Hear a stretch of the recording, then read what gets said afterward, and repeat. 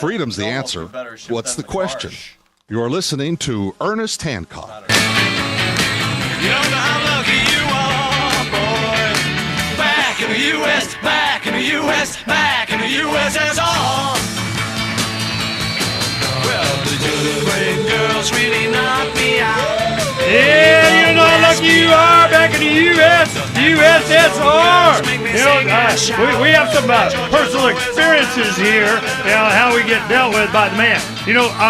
The one thing that Thomas is always doing, he comes into contact with law enforcement. He wants to share something with them. So I was just wondering, you had some paperwork you're serving them, man. What's up with that? Oh, well, when we got stopped by the Gestapo there at the Arizona-California border, or close to, I guess there's some kind of law that says if you're in 100 miles of the international border, they can stop you for whatever reason. Is that even within 100 miles? Right there, unfortunately, yes, it is. Because I measured it out, and it was 95 miles. Wow. Yeah, isn't that convenient? All right. So they pulled Thomas over, and you go, ooh, well, here's my over. license and what else? What kind of papers you get? Well, I mean, you got to back up. They had the dog alert, and then they pulled us out of the car, and then we had a medical marijuana card, and there was some marijuana in there. It was perfectly legal, and Arizona has reciprocity. I don't know reciprocity with New Mexico, so there's nothing illegal. And, well, they said, oh, well, you had a loaded gun in the car as well. So, I mean, they just made this big production of the whole thing. I mean, and Adam did a great presentation on the whole situation at the Freedom Law Conference. Anyway, towards the end, I don't carry my ID with me. I have it in my backpack. And attached to my ID is my active state paperwork that I filed with the County of Pinal County regarding my political status. And my political status is I do not belong to the corporate de facto government. And I belong to the Republic of Arizona. And so, therefore, I am a sovereign regarding, in relationship to the government. And they need to treat me as such. Well, they don't want to do that because they consider you to be a slave, because that's how they believe that. So I have a paperwork that has my fee schedule on it. It's like when you're driving down the street and you're going too fast. Well, you signed a piece of paper in your driver's license. You're going to obey all the laws, and if they catch you, then you owe them some money. I mean, that's how they basically get you into a contract.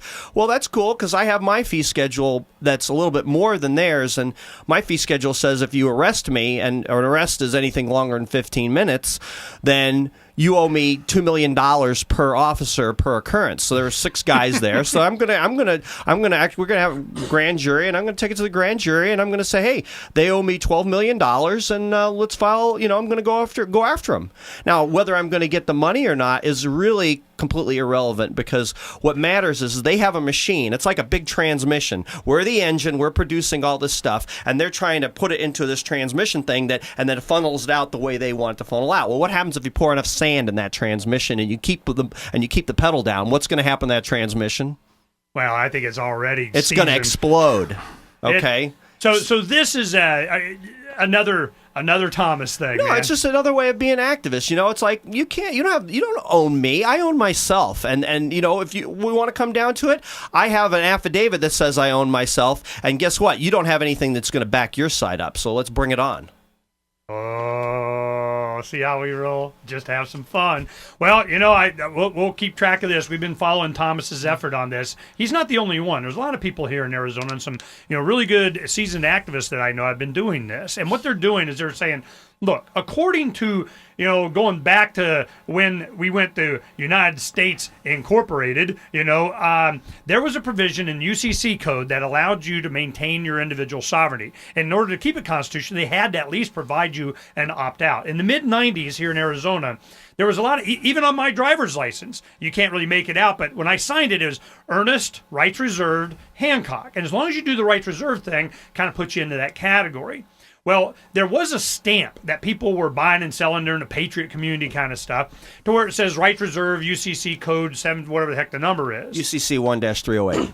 When they did that, you go to court on a traffic ticket, and you just show them, you say, hey, man, I'm not, and then the judge goes, dismissed, done, have a nice day.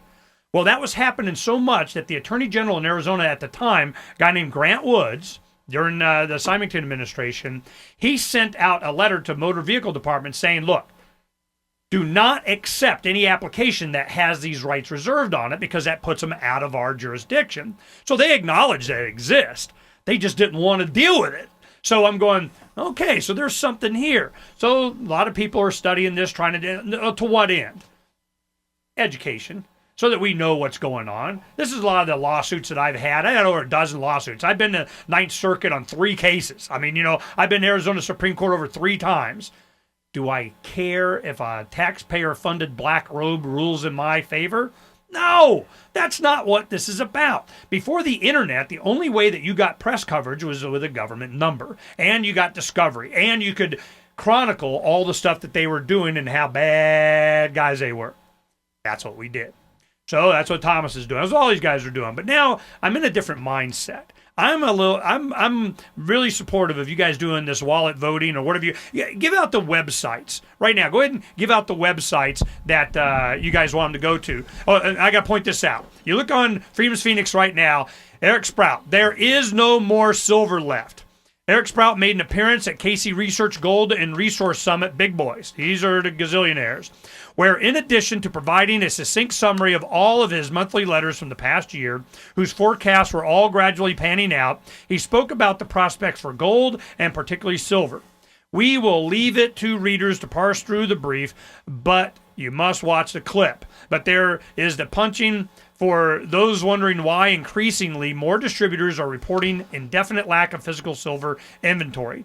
There's $22 billion of silver available in the world, of which the ETFs already own half. And between you guys and us, we probably own the other half, which means there's nothing left. And we just talked to Jerry Williams from American Precious Metals, and he's going, yep, what I had this morning at 10 when I talked to you, Ernie, it's all gone. Sorry, sucks to be you, man. You should have came down right then. So you guys need to get more dimes. How you guys going to do that? We're not, apparently. We're going to drive back to California or New Mexico or, we'll figure something out. But I got them at a premium. Yeah, the first bank of Ernesto Monopene is no longer... an option. No longer our prime lender.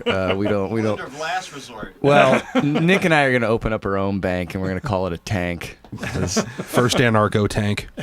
So, really though.